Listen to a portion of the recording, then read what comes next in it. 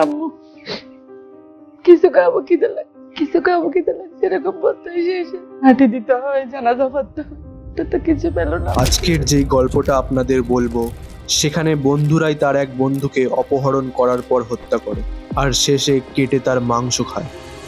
শিবলি সাদিক হৃদয় বাংলাদেশের চট্টগ্রামে বাস করত এই যুবক। জীবনে তারও অনেক বড় বড় স্বপ্ন ছিল, আর এই স্বপ্নগুলো পূরণ করার জন্য সে তার পড়াশোনার পাশাপাশি একটি পোল্ট্রি ফার্মে ম্যানেজারের কাজ করত। এই কাজ করে হৃদয় তার কলেজের ফিস জমা করত। এইভাবে বেশ ভালোই দিন কাটতে থাকে। হৃদয় সেখানকারই এক পোল্ট্রি ফার্মে কাজ করত, যেখানে 5 থেকে 6 জন মাইনরিটি ট্রাইবাল কমিউনিটির ছেলেরাও ওয়ার্কার হিসাবে কাজ করত।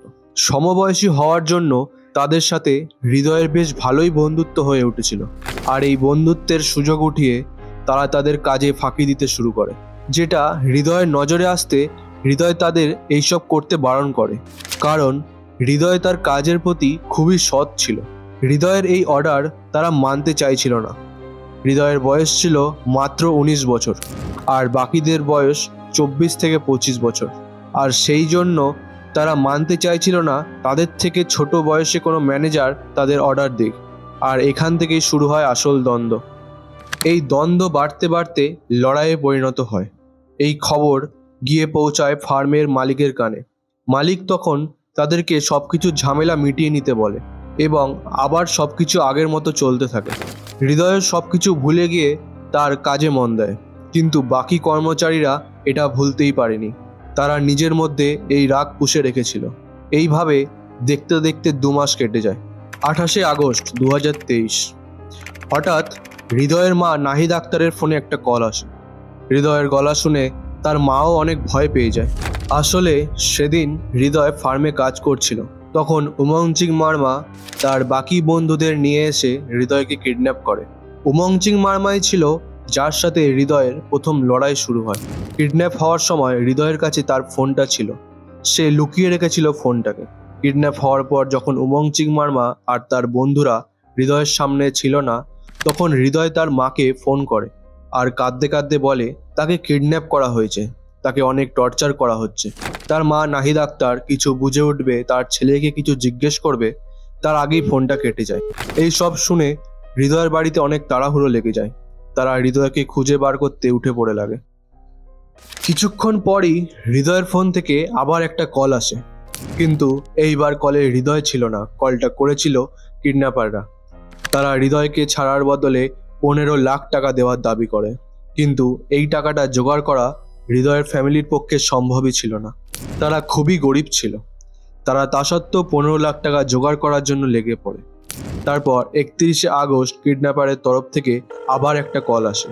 তখন হৃদয়ের বাবা তাদের পরিস্থিতির কথা জানায় আর অনুরোধ করে এই 15 লাখ টাকা কমানোর জন্য।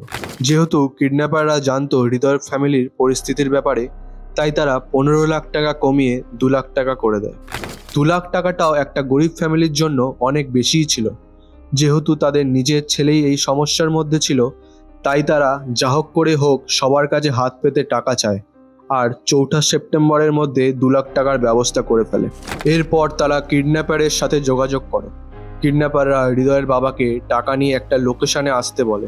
হৃদয়ের বাবা তার ছেলেকে ফিরে পাওয়ার আশায় সেখানে যায়। সেখানে 2 জন কিডন্যাপার আগে থেকেই অপেক্ষা করেছিল। হৃদয়ের বাবার কাছ থেকে টাকার ব্যাগ নিয়ে তারা যখন চলে যেতে থাকে, তখনই হৃদয়ের বাবা তাদেরকে জিজ্ঞেস করে হৃদয় কোথায়। তখন 2 জন বলে আপনি বাড়ি যান, আপনার পৌঁছানোর আগে হৃদয় বাড়ি পৌঁছে যাবে। হৃদয়ের বাবা আবারও তার ছেলেকে দেখার আশায় দৌড়ে দৌড়ে বাড়ি যায়, কিন্তু বাড়ি এসে দেখে হৃদয় তখনও বাড়ি পৌঁছায়নি। হৃদয়ের ফ্যামিলি ভাবে হয়তো কিডন্যাপাররা হৃদয়কে দেরি করে পাঠাবে, কিন্তু এইভাবে 3 দিন চলে যায়। 7ই সেপ্টেম্বর চলে আসে, কিন্তু তখনও হৃদয়ের কোনো দেখা না পেয়ে তাদের সব আশা মাটিতে মিশে যায়। শেষমেশ তারা কাছের এক পুলিশ স্টেশনে হৃদয়ের কিডন্যাপ হওয়ার এফআইআর করে। কিডন্যাপ হওয়ার 11 দিন বাদে এই খবর পুলিশের কাছে পৌঁছায়। আসলে কিডন্যাপাররা হৃদয়ের ফ্যামিলিকে ধমক দিয়েছিল তারা যেন পুলিশের কাছে এই খবর না দেয়, না হলে তারা হৃদয়কে আর ফিরে পাবে না। তাই শেষমেশ হৃদয়কে ফিরে না পেয়ে তার ফ্যামিলি পুলিশের কাছে আসে। পোল্ট্রি ফার্মের ঝামেলা ছাড়া আর কোনোদিন হৃদয়ের সাথে কারো ঝামেলা হয়নি, সেই জন্য পুলিশের কাছে হৃদয়ের ফ্যামিলি পোল্ট্রি ফার্মে 6 জনের ওপর সন্দেহ প্রকাশ করে। তাদের মধ্যে উমংচিং মার্মা, সুইচিংমুং মার্মা, অ্যাংথুইমুং মার্মা, উক্কাথাবাই মার্মা এদের নাম বাইরে আসে, কিন্তু বাকি 2 জন এখনো অজানা ছিল। সব কিছু জানার পর পুলিশ সেই পোল্ট্রি ফার্ম থেকেই তাদের খোঁজ শুরু করে। সেখানে পুলিশ সবাইকে এক এক করে প্রশ্ন করে। প্রথম দিকে তারা পুলিশকে বোকা বানানোর চেষ্টা করলেও পরে সব কিছু ধরা পড়ে যায়। পুলিশ উমংচিং, সুইচিংমুং আর অ্যাংথুইমুং মার্মাকে গ্রেপ্তার করে, কিন্তু বাকি 3 জনকে এখনো গ্রেপ্তার করা যায়নি। পুলিশ এই 3 জনের মধ্যে উমংচিং মার্মাকে মুখ্য দোষী বলে দাবি করে, আর তার থেকেই সব সত্যিটা বের করে। আর এই সত্যিটা ছিল খুবই বেদনাদায়ক। উমংচিং বলে সে আর তার 5 বন্ধু মিলে হৃদয়কে কিডন্যাপ করেছিল।